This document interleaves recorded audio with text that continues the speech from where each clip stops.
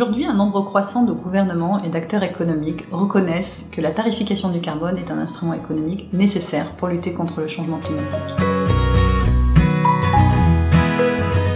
Donner une incitation aux acteurs économiques pour investir dans des énergies propres ou dans des technologies sobres en carbone nécessite de donner une valeur économique aux émissions de gaz à effet de serre. Pour répondre à cet enjeu, les gouvernements doivent mettre en place des politiques qui donnent un prix au carbone.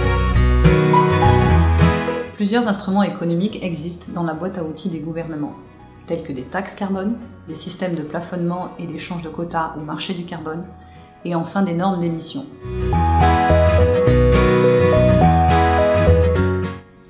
D'après la Banque mondiale, en 2015, 12% des émissions mondiales sont déjà couvertes par des politiques de tarification du carbone. Comme on peut l'observer sur la carte, certains grands pays émetteurs ont déjà mis en place des prix du carbone. Ces prix du carbone peuvent être mis à différentes échelles. Au niveau régional, comme l'Union européenne, qui était pionnière dès 2005 avec son système européen d'échange de quotas. Au niveau national, comme l'ambitionne la Chine à partir de 2017.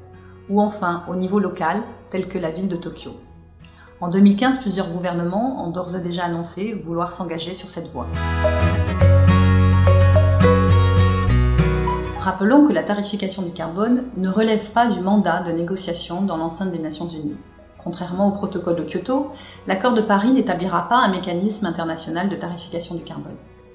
Néanmoins, cet accord de Paris peut favoriser l'émergence de signaux économiques tels que les prix du carbone, en reconnaissant leur utilité et en accordant la flexibilité aux États quant au choix de l'instrument économique pour réduire leurs émissions de gaz à effet de serre. Si vous voulez en savoir plus sur ce sujet du prix du carbone, n'hésitez pas à cliquer sur le lien pour consulter notre publication.